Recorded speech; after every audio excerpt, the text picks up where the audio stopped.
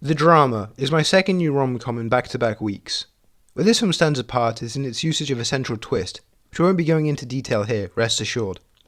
The film follows married couple-to-be, Charlie and Emma, after something unsavory has been revealed about the latter, sending their marriage plans into disarray. This film relies wholly on its reveal. Again, I won't go talking about it in detail. It may be a rom-com with all its exterior bells and whistles, but the entire film is focused on Emma's reveal.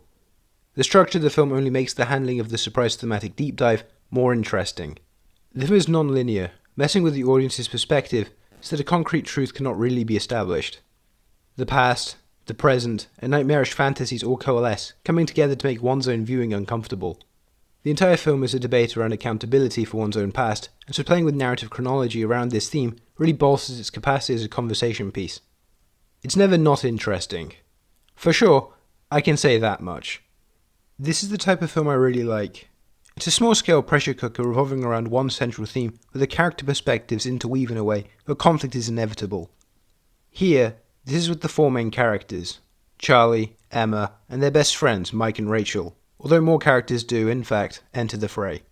From the inciting instant where all four reveal the worst thing they've ever done, which serves as the initial reveal to the climactic wedding, it's their conflict which shapes the discussion. It takes taboo and divisive subject matter, and is an attempt at moulding a perspective where all sides of the conversation can be heard, and yet still empathetic. All the perspectives need to be understandable, even if the characters stray into unlikability, and that's where I find Borgli's script to be incredible. The conflicts between these characters is cringe-inducing, and made me want to shrink into myself while watching. The film is primarily from Robert Pattinson's Charlie's perspective, and, aptly, his performance may be the drama's highlight. His insecure, very English vibe fits in this dynamic as the clear outsider to the political focus, much like Borgli as a non-American writer-director. His neurotic response to Emma's reveal is the crux for much of the experimental editing, as the film itself largely mimics his own perspective of things. He's unsure of how to handle this volatile situation, and Pattinson embodies the uncomfortable energy fantastically. As the audience surrogate, or at bare minimum close enough to being one, Charlie is the eyepiece from which the audiences display this theme. The drama detaches the audience to the best of its ability from the fundamentally American stigma at its heart by positioning us from this external perspective. I myself am also English, and therefore approached, insert theme I'm far too scared to say out loud, for one reason or another, from my own culturally detached perspective. Zendaya is also remarkable in her role as Emma.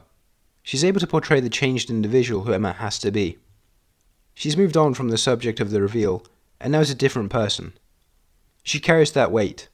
The real dramatic centre lies in Zendaya's performance, and whether or not she portrays Emma's change with earnestness.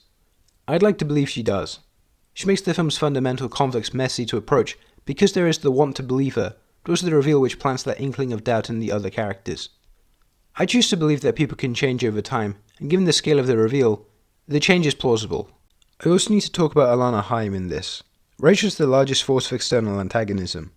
It's a magnetic example of a contrarian in the mix of things, and a much-needed antithesis to Charlie's willingness to be understanding of Emma's plight, and Emma's own desire for repentance. She's out there in a way that the others are not.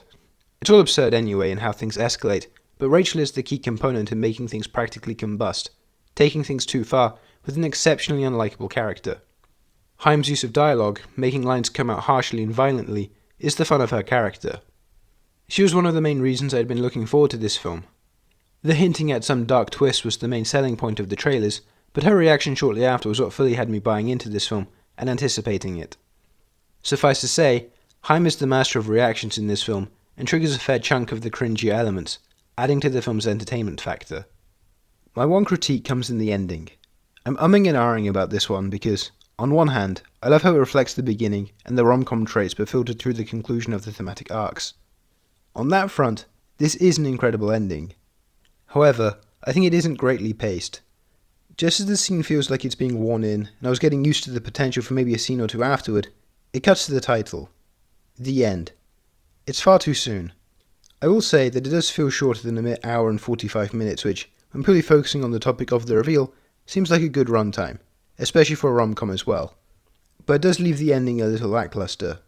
There's no real room for it to breathe, which is truly my only complaint with this film. All in all, the film is both entertaining, using its dark rom-com stylings, and incisive when it comes to tackling insert theme and people's perceptions of each other. It's certainly a ride and, I assume going forward, a conversation starter where it'll be a lot of fun to dissect how people in your own life examine the goings-on with the story. 'Cause, by the end, I'm clearly of one mind with my own reading, which may not necessarily align with another's. This film needs to be watched by as many people as it can be, as I find how it tackles perception and empathy to be needed right now en masse. P.S. I need to state how happy I am that this kind of film can have major movie stars attached in key leading roles. I hardly ever talk about box office and other such jargon, but this mid-budget, adult-oriented, thematically potent film, if it were to succeed financially, will aid in my reinvigorating hope in the movie star system. The drama. 4 stars. Well, that's all. Keep on watching movies and form your own opinions. See you in the next one.